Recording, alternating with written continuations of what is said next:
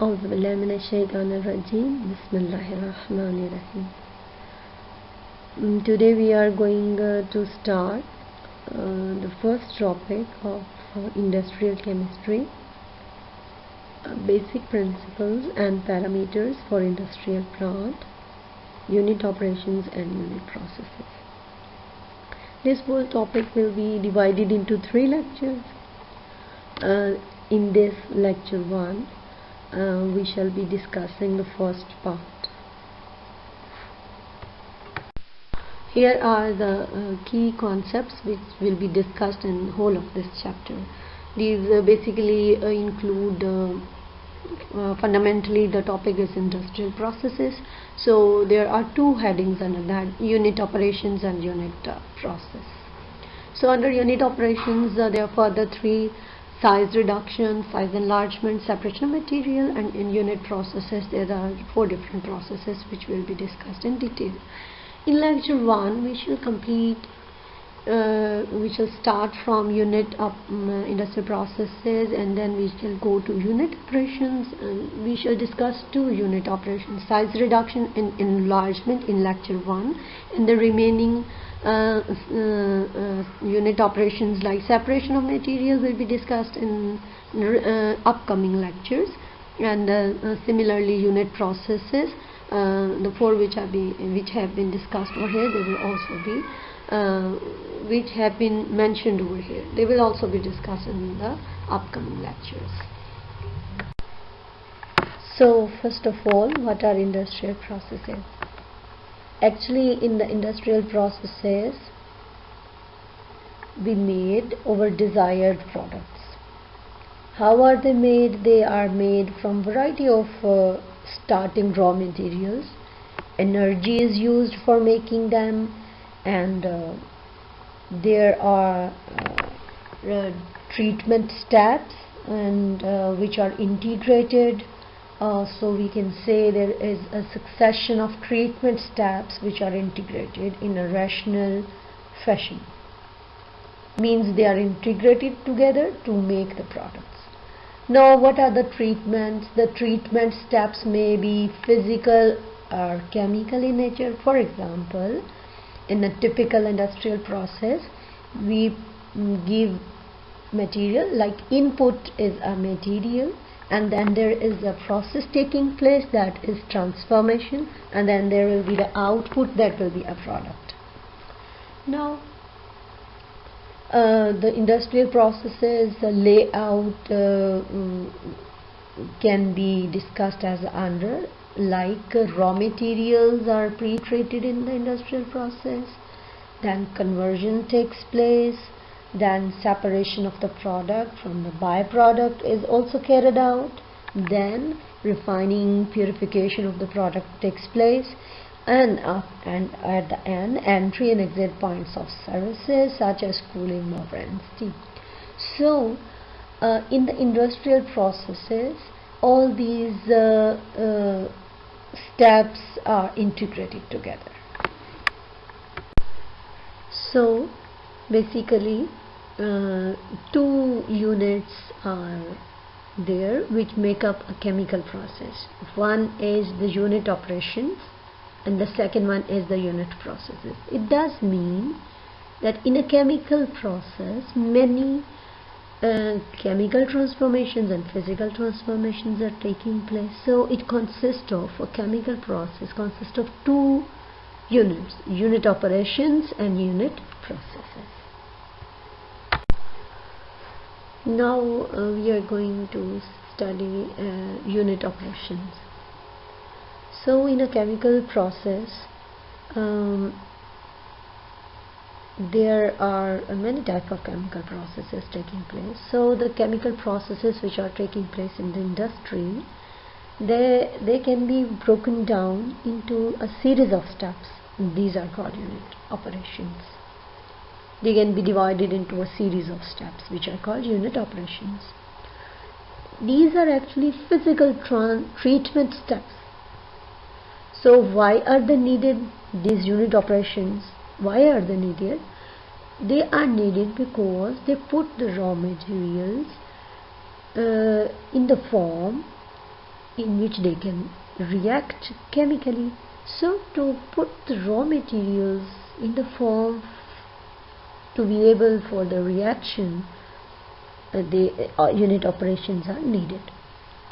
Secondly, the products which are formed, they are also converted into a form which is suitable for the market. So as far as unit operations are concerned, there are many examples like agitation, atomization, centrifuging, classification, crushing, decanting, dispersion, distillation, evaporation, filtration, floating, gas absorption, heat transfer, humidification, mixing, pumping, settling, size reductions. So basically we have to learn that unit operations are basically physical treatment steps. Now in the unit operations, the first one that will be discussed is size reduction. Why size reduction? What is size reduction? First of all, size reduction is actually when the particles are broken down into smaller pieces. You are reducing their size. So what is the objective of size reduction? Objective of size reduction is actually to produce the small particles from the big ones. So why the small particles are needed? Why the big particles are converted into the smaller ones? The reason is that we want to reduce the chunks of raw material to the workable sizes. Chunks means larger raw materials, larger particles. We want to convert them into the workable sizes. That is, for example, when we crush the mineral ores, so we make them of smaller size. Secondly, we increase the reactivity of materials by increasing the surface area. As we know that when they are smaller particles, the surface area is increased, and as we know, the rate of reaction depend upon the surface area. So increasing the surface area or making the particles small means increasing the reactivity of the materials. Third one is that to release valuable substances so that they can be separated from the unwanted materials. So we want to remove the unwanted materials, so we convert them into smaller sizes. They reduce the bulk of fibrous materials for easier handling. Like we want to remove the fibrous materials will be, when the larger particles will be converted into smaller particles, the fibrous materials will be removed from there so that easier handling of the particles can be done. Then is to meet the standard specifications of on size and shape. Like we need a specific size and shape of the reactants, of the raw materials.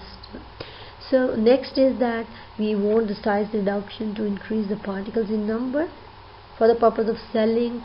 Now this is in the point of view of the products. We want to make their specific size and shape products. And next we want to increase the number of products from the selling point of view. Then we want to improve their blending efficiency for the formulations like composites or insecticides, paints. We want dyes, insecticides, paints. We want to improve their blending efficiency so the size is reduced. So size reduction is done over there. Now for size reduction, the machines are based on either mechanical compression or impact. What is mechanical compression? When some solid is held between two planes and on one plane pressure is applied, the solid is broken down into the fragments, or it is fractured between the planes when pressure is removed. The fragments which are formed will be of different sizes. So in industrial equipment that is being based on the compression is jaw crusher. Now what is impact? Impact is basically hitting some material by a moving object with high speed. So the product which will be formed or the particles which will be formed will be coarse. So a ball mill is basically an equipment that is based on the impactor. So these two will be discussed, jaw crusher and ball mill for size reduction. Now we are going to discuss jaw crusher.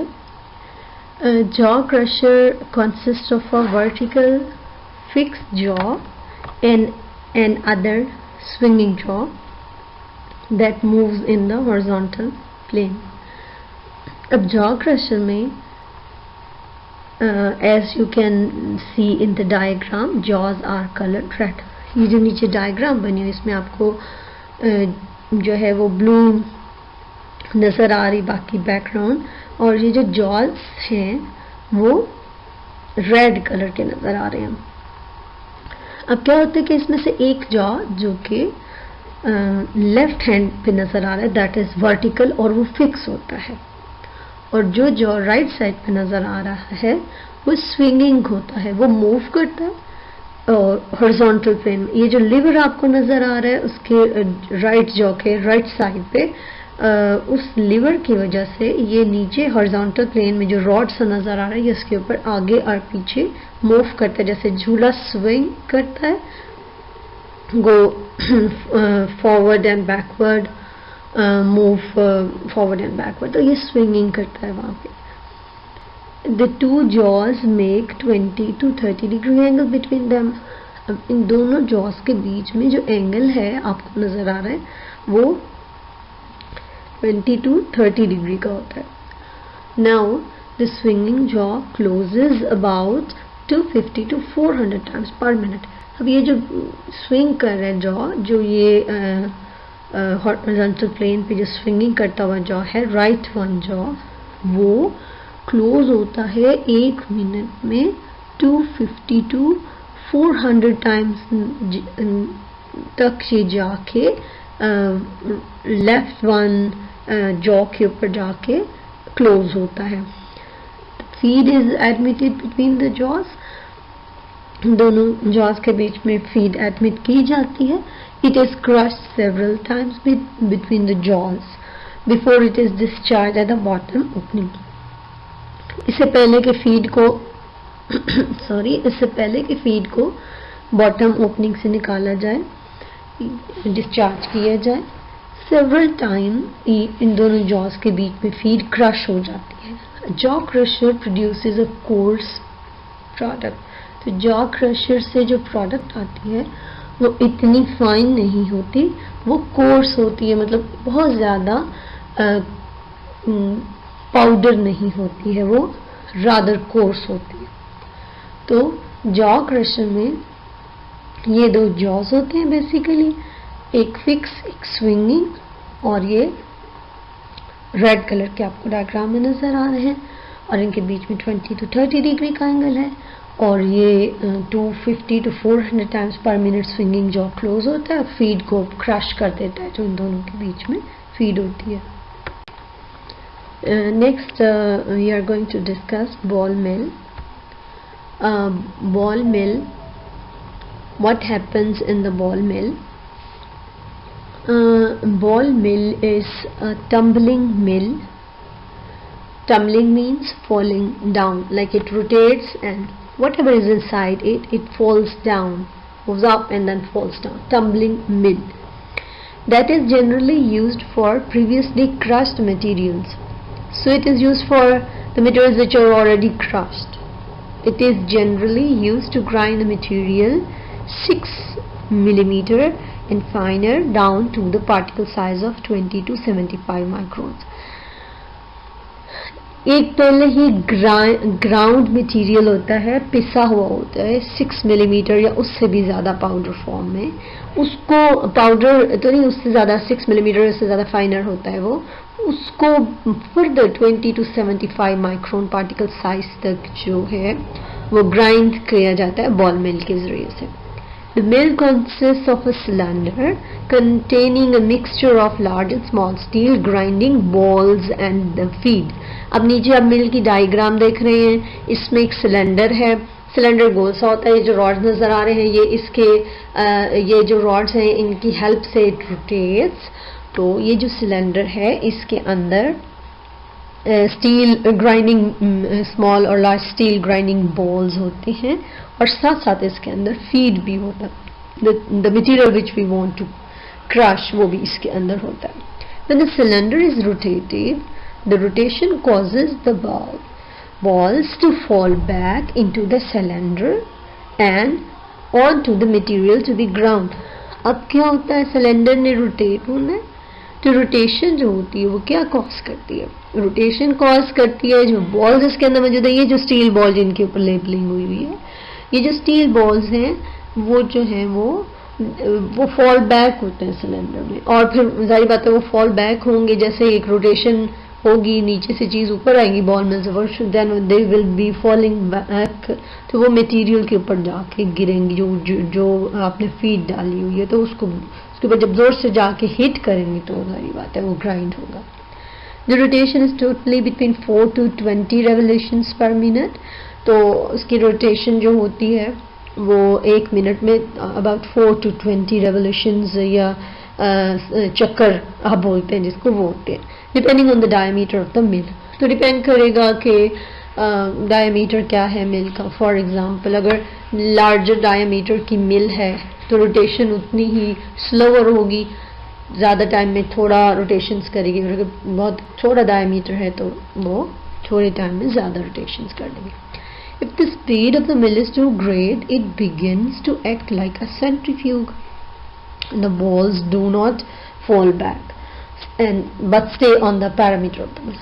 अगर इतनी तेज speed हो जाए मिल की तो फिर क्या होता है, तो वो एक सेंट्रीफ्यूज बन जाती है, मतलब बॉल्स जो they will not fall back, जो चीज़ जहाँ पे होती है वो अपने मैथ के अकॉर्डिंग उसी जगह पे स्टिल हो जाती है और वो पैरामीटर के ऊपर ही रहेगी मिलके, वो फॉल बैक नहीं करेगी, तो वो आपके मटेरियल के ऊपर गिरेगी नहीं, जब आके हिट नहीं करेगी तो ग्राइंड भी कुछ नहीं होगा। तो the point where the mill becomes a centrifuge is called the critical point. तो जिस पॉइंट पे ये हमारी जो बॉल मिल है वो सेंट्रीफ्यूज बन जाती है उसको क्रिटिकल स्पीड कहते हैं। Ball mill usually operate at 65% to 75% of the critical speed। तो ये जो बॉल मिल है ये तकरीबन अपनी क्रिटिकल स्पीड के 65% to 75% स्पीड पे वर्क करती है। अगर इससे ज़्यादा करे तो इसकी वर्किंग जो है वो इसकी एफिशिएंसी कम हो जाती है, बिकॉज सेंट्रीफ्यूज वाली तरफ ये जाने लग जाती है और इसमें सेंट्रीफ्यूज के करैक्टरिस्टिक्स इससे ज़्यादा स्पीड पे आना शुरू हो जाते हैं। तो क्रिटिकल स्पीड के 65 to 75% तक ये ऑपरेट करेगी। तो this was all about ball mill. So we have studied about the size reduction in the previous slides. Now we are going to discuss size enlargement, that is called agglomeration. Now the size enlargement is carried out when the particles are very much small, and for example in metal extraction some particles may be very fine, so they cannot be fed into the blast furnace, so we have to enhance their size to use. So the purpose of the size enlargement is basically reduced dusting losses, like when there are very fine particles there is a dust also, and there is a dust mean the particles will become just like dust, and when we transfer here and there they will be lost as a dust.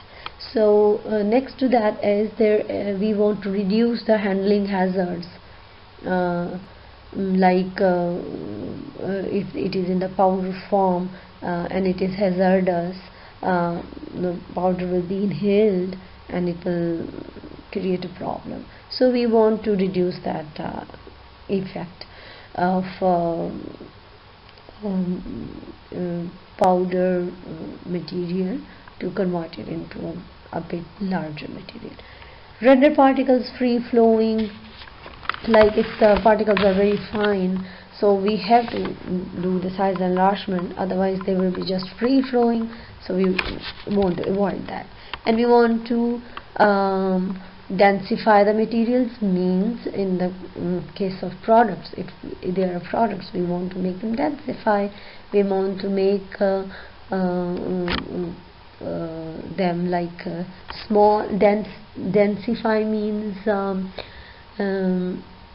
mass per unit volume will be increased. In the case of densifying, size enlargement will be done. Prevent caking and lump formation. Sometimes when there is a very fine powder, it makes just lumps, and it makes just cakes, larger ones, random attachment of each other, so they just make a cakes or lumps. So we want to avoid that, and we will just do size enlargement according to our own shapes. Sometimes the size enlargement is also done to make the required shape of the product. In size enlargement, small particles gather together, and they make the larger one particle, and these larger one particles are relatively permanent masses. Original particles can be identified easily. The products of this size enlargement are regular shapes. They can be regular shapes like bricks, tiles, tablets, pellets, or they can be sometimes irregular like sintered ores. Agglomerators actually are used to increase the particle size of powders. They can be of there are two basic types of agglomerators: compaction and non-compaction agglomerators. The compaction type agglomerators use mechanical pressure, and that pressure is very high, to just press the powders together. For these sometimes binders are even not needed to make these particles. Pellet mills are examples of compaction agglomerators. Now we are going to discuss about the pellet mills. Pellet mills, as you can see here in the diagram, it is also represented a pellet mill. What happens in the pellet mill? Moist feed in plastic state is passed through a die containing holes. ये आपको जो एक circular सी चीज़ नज़र आ रही है, इसका cross sectional view है die का। तो ये जो गोल सी चीज़ है, इसको डाई बोलते हैं। इसके अंदर होल्स हैं, ये जिसके कॉर्नर्स पे, कॉर्नर्स क्या कहेंगे, सर्कल के डायमीटर पे आपको नज़र आ रहे हैं, ये होल्स हैं। इसमें आपको होल्स में कुछ कैप्सूल्स से भी नज़र आ रहे हैं या पैलेट्स भी नज़र आ रही हैं। ये जो दो नीचे वाले होल्स हैं, उनमें वो खाली हैं, उनमें अभी कुछ नहीं, क्योंकि अभी आपको एक्सप्लेन करते हैं कैसा क्यों है। The die is supplied with power to rotate. ये आपको सेंटर में इसका नज़र आ रहा है, इसके अराउंड ये रोटेट करती है। जो छोटा सा एक नज़र आ रहा है बॉल, खाली बॉल नज़र आ रहा है, इसके अराउंड ये रोटेट करती है। और उसके अंदर एक फ्री रोटेटिंग रोलर होता है, ठीक है। इसके अंदर एक हैवी रोलर है, ये जो आपको जिसके अंदर लाइंस सी नज़र आ रही हैं, पैरेलल लाइंस, वो हैवी रोलर है जिसके ऊपर लेबलिंग भी हुई है। Now the friction of the material in the die holes supplies resistance necessary for the compaction. अब क्या होता है कि होल्स जो हैं, डाई के होल्स जो हैं, उनके ऊपर जब हैवी रोलर आके टच करता है, तो जो भी हमारे पास मटेरियल उनके बीच में होता है, वो कंपैक्शन हो जाती है उसकी, वो आपस में जुड़ जाता है, कंपैक्ट हो जाता है। तो वो जो फ्रिक्शन है डाई होल्स और उसके उस रोलर के बीच में, मटेरियल के बीच में, मटेरियल को होल्स तक पहुंचाने के लिए जो नेसेसरी फ्रिक्शन है, वो जो है वो रेजिस्टेंस प्रोवाइड करती है कि वो चीज़ें जो है वो कॉम्पैक्ट हों. Knife cuts exudates into pellets. अब जो भी चीज़ एक्सपेल आउट हो रही है उसको पैलेट्स में, एक नाइफ बाहर है, ये आपको नज़र आ रहा होगा, बाहर एक नाइफ है below these empty holes of the die, जो कि कट कर रहा है पैलेट्स को वहाँ से होल्स के बाहर से. So burning agents such as glue और स्टार्च में भी मिक्स विद द फीड. तो फीड को के साथ मिक्स किए जाते हैं कोई ना कोई बर्निंग एजेंट्स, ग्लू या स्टार्च, ताकि वो जब कॉम्पैक्ट हो रहे हैं तो आपस में जुड़ते हुए जाएं. अब जो पैलेट की क्वालिटी है और उसकी कैपेसिटी है कि पैलेट कैसी होगी, वो डिपेंड करेगी फीड प्रॉपर्टीज़ पे, मतलब उसके अंदर मॉइस्चर कितना है उस पर डिपेंड करेगी.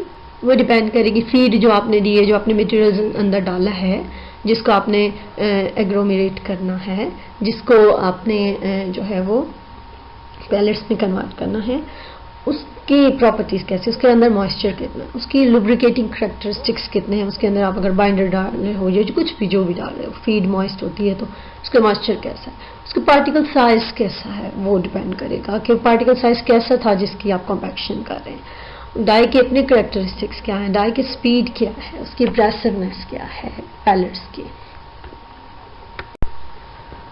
Now tumbling agglomerators. What are tumbling agglomerators? Tumbling agglomerators are tumbling, already मैं इसको एक्सप्लेन कर चुकी हूँ. टम्बलिंग का मतलब होता है फॉलिंग डाउन, यानी कोई चीज़ रोटेट कर रही है या वाइब्रेट कर रही है या शेक कर रही है तो उसमें जो है वो मोशन प्रोड्यूस होती है. तो ये मोशन टम्बलिंग, इसकी मोशन की वजह से, इसकी टम्बलिंग की वाइब्रेशन और शेकिंग वगैरह की वजह से इसमें एग्लोमेरेशन होती है. लेकिन जैसे हमने पहले पढ़ा तो हमारे पास जो पैलेट मिल्स थी वो जो थी वो कॉम्पैक्ट एग्लोमेरेटर्स के अंडर आती. लेकिन अब जो हम पढ़ रहे हैं टम्बलिंग एग्लोमेरेटर्स, ये नॉन कॉम्पैक्शन एग्लोमेरेटर्स हैं. The common action of the most non-compaction agglomerators is to keep the powders in motion by tumbling, vibrating or shaking while spraying a correct amount of the liquid binder. तो इसमें क्या होता है कि liquid binder continuously spray किया जाते रहता है और पाउडर जो होता है जिसकी हमने बाइंडिंग करनी है या जिसको एग्लोमेरेट करना है तो उसको मुसलसल टम्बलिंग, उसकी वाइब्रेशन, उसकी शेकिंग कराई जाती है. Binder is specially selected to hold the smaller particles together creating a larger particle. तो क्या होता है, बाइंडर का काम क्या होता है कि स्मॉलर पार्टिकल्स को होल्ड करे ताकि लार्जर पार्टिकल्स जो है वो बने. After the particles stick together to form a nucleus or germ, then follows the layering of or deposition of the layers of raw material into previously formed nucleus. क्या होता है कि सबसे पहले कुछ पार्टिकल्स आपस में स्टिक करते हैं और एक न्यूक्लियस या जर्म बन जाता है, सेंट्रल पार्ट जो होता है उसका. फिर उसके ऊपर लेयरिंग होनी शुरू हो जाती है, डेपोजिशन ऑफ लेयर्स होना शुरू हो जाती हैं तो उस न्यूक्लियस के ऊपर. जैसे आपने कभी अनियन देखा होगा, अनियन के सेंटर में एक पहले पीस होता है फिर उसके ऊपर लेयर्स होती है. तो इसी तरह पहले एक न्यूक्लियस या जर्म पार्टिकल स्टिक होकर बनाते हैं और फिर उस जर्म्स के ऊपर लेयरिंग होनी शुरू हो जाती है. Optimum agglomeration is obtained when correct tumbling and cascading motion occurs in the chart. क्या होता है कि एग्लोमेरेशन की बेहतरीन उस वक्त होगी जब टम्बलिंग, मतलब उसको जो आप टम्बलिंग करें उसकी, या कैस्केड और कैस्केड मोशन जो वन आफ्टर द अदर जो भी मोशंस आप उसको जिसके थ्रू आप उनकी एग्लोमेरेशन कर रहे हो वो किस कैपेसिटी में होती हैं, कितनी करेक्ट होती हैं, उस पर डिपेंड करेगी कि कितनी एग्लोमेरेशन ऑप्टिमम है, कितनी बेहतरीन हो सकती है. Motion is caused by centrifugal forces. अब ये मोशन कैसे हो रही होती है, जारी बात है सेंट्रीफ्यूगल फोर्सेस होती हैं. अगर किसी को शेक किया जा रहा है, वाइब्रेट किया जा रहा है तो सेंट्रीफ्यूगल फोर्सेस उसके ऊपर इफेक्ट कर रही हैं सेंट्रीफ्यूगल फोर्सेस के साथ साथ. तो द डिवाइसेस में भी ऑपरेटेड एंगल, तो एंगल पे भी ये डिवाइसेस जो हैं वो ऑपरेट किए जाते हैं. सो टम्बलिंग एग्लोमेरेटर्स जो हैं वो दो तरह के हैं, इंक्लाइन प्लेन एग्लोमेरेटर्स और drum एग्लोमेरेटर्स. Inclined plane agglomerator. It is consisting of a pan. The diagram you can see here. It is a pan, inclined pan written over there. It is a pan which is rotating continuously at an incline, means at an angle. Like this is not the vertical, not the horizontal, but that is at an incline. Powder raw material is fed into it, and when it is rotating, material layers over a nucleus particle and forms balls. And large balls roll down the pan, but the fine materials slide down through the larger ball and remain in the pan. So the larger balls are just going down due to their heavy weight. The following are the disadvantages of inclined plane. First one is advantages of an inclined plane. First one is the uniform product without need for a screen. Like you do not have to put a screen like smaller or larger, both products are going down. No, only the larger balls and large balls are rolling down. The smaller balls will not roll down. The smaller is actually powder, so only large balls will go down. Low equipment cost, it is very simple equipment that is very simple to control also, that is cost is very less. Easy observation of the balling action, like you can see easily how many balls are coming down and how many materials is left over there. Inclined plane, there is only one disadvantage, that it produces dust. Now drum agglomerators. As the drum rotates clockwise, the bars labeled rod cage lift the finer powders and create a falling curtain of the smaller and dry particles. अब drum agglomerators के बारे में अगर हम बात करें तो you can check in the picture in the slide cross sectional view of an agglomerator. अब आप इसमें अगर देखें तो ये ड्रम है बेसिकली एक, और ये रोटेट करता है और क्लॉक वाइज रोटेट करता है, as clockwise like in the direction of the clock. ये क्लॉक वाइज रोटेट करता है. तो ये जो बार्स आपको नजर आ रहे हैं जिनके ऊपर लिखा हुआ है रॉड केज, ये क्रॉस सेक्शनल व्यू है, तो आपको वो बॉल सिर्फ एक छोटे सा बीड नजर आ रहे हैं. तो रॉड केज ये क्या करता है, जो फाइनर पाउडर्स होते हैं उनको ये लिफ्ट करता है वहाँ से, और लिफ्ट करने के बाद एक उनको फॉलिंग कर्टन क्रिएट कर देते हैं. स्मॉलर और ड्राई पार्टिकल्स का एक फॉलिंग कर्टन क्रिएट कर देते हैं ये बार्स, जिनको रॉड केज कहा गया है. Now the liquid binder is spray droplets onto this curtain, which preferentially agglomerate only the small particles lifted by the rod gauge. Now अब लिक्विड बाइंडर ये आपको नजर आ रहा है, यहाँ पे लेबल हुआ है स्प्रे ड्रॉपलेट्स. अब स्प्रे ड्रॉपलेट्स जो है वो जैसे बाइंडर होता है बेसिकली, वो जो स्प्रे किया जाता है कर्टन के ऊपर, जो एक फॉलिंग कर्टन सा बना रहे हैं ड्राई और फाइनर पाउडर का, ड्राई और स्मॉलर पाउडर पार्टिकल्स का जो एक कर्टन सा बना है उसके ऊपर जब स्प्रे किया जाता है बाइंडर, तो वो एग्लोमरेशन करता है. वो पार्टिकल्स जो रॉड के लिफ्ट करते हैं स्मॉल पार्टिकल्स, उनके ऊपर जब बाइंडर को स्प्रे किया जाता है तो फिर वो एग्लोमरेशन करते हैं. सो एक ड्रम एग्लोमरेटर जो होता है उसके फॉलोइंग एडवांटेजेस हैं पैन एग्लोमरेटर्स के ऊपर. एक तो इसकी कैपेसिटी लार्ज होती है, पैन एग्लोमरेटर की कैपेसिटी ज़रा कम होती है, और जैसे ही ड्रॉपलेट्स बड़े होने शुरू हो जाते हैं वहाँ पे मटेरियल, जैसे ही मटेरियल एग्लोमरेट या बड़ा होता है वहाँ से खुद ही ड्रॉप डाउन कर देता है. लेकिन यहाँ पे इसका दूसरा फायदा है large retention time if required. Means इसके अंदर वो चीज़ नहीं है कि यहाँ पे कोई चीज़ ड्रॉप डाउन हो जाएगी. द लार्ज रिटेंशन टाइम आप इसको दे सकते हो जितना आप देना चाहते हो. The drum agglomerator has one disadvantage, उसका नुकसान भी है, because particles of the various sizes are produced, screen is required to separate in large particles from the smaller particles. ऐसा नहीं होता कि बड़े पार्टिकल्स बनते जाएं वो खुद ही ड्रॉप डाउन होते जाएं, एज इंक्लाइंड प्लेन एग्लोमरेटर में हो रहा था. इसमें दोनों तरह के पार्टिकल्स बनेंगे, लार्ज भी होंगे, रिलेटिवली स्मॉल भी होंगे. तो वो जो होंगे उनको फिर आपस में सेपरेट करने के लिए एक स्क्रीन रिक्वायर्ड होती है. So this was about the drum agglomerators.